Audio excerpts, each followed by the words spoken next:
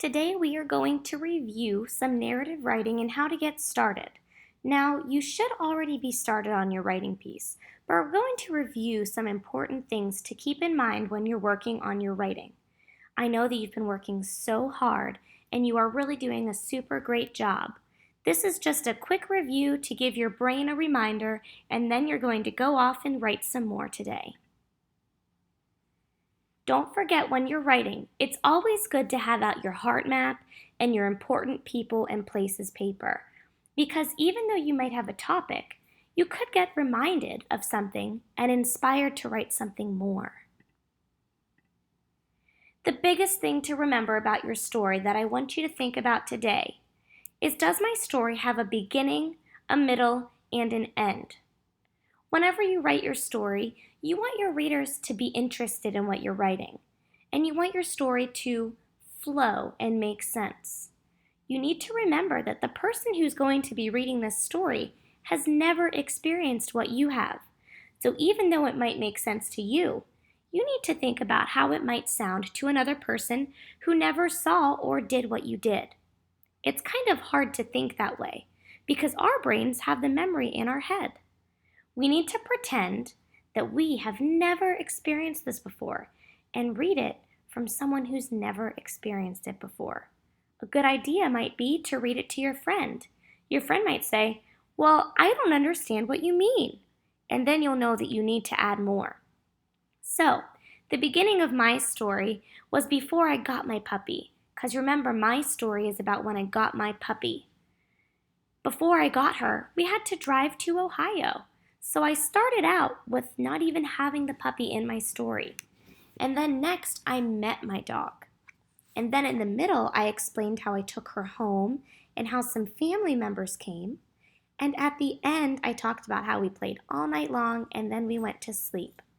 So be thinking, does your story have a beginning? Does it have a middle? And does it have an end?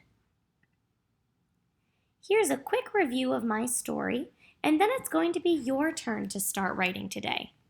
Remember, this is my story before I added my details. Here's my story after my details. Remember, last week we talked about adding those details to your story, so you can always do this. Even if you've already done it once, you can add more. Okay, let's read my beginning. On May 5th, my dad and I drove to Ohio to pick up my new puppy. The drive seemed like forever. I was so excited to meet my new puppy. I'm going to name her Callie. When I finally met Callie, she was the cutest thing in the whole world. She was so tiny and fluffy. I really started out my beginning very strong. My readers know that this story is about me getting my puppy. Let's read the middle. The car ride home seemed a lot faster since I had my new puppy to play with. When we got home, a lot of my family wanted to meet her. My grandma and grandpa even drove to my house to meet her. She was very sleepy from the long drive. And now the end. Callie was shy at first, but then she began to get playful. At night we played with toys, and then we got tired. We went to bed at the end of the day. I am so happy I got my dog. That was my ending. I really love how I ended my story with a feeling. I am so happy I got my dog.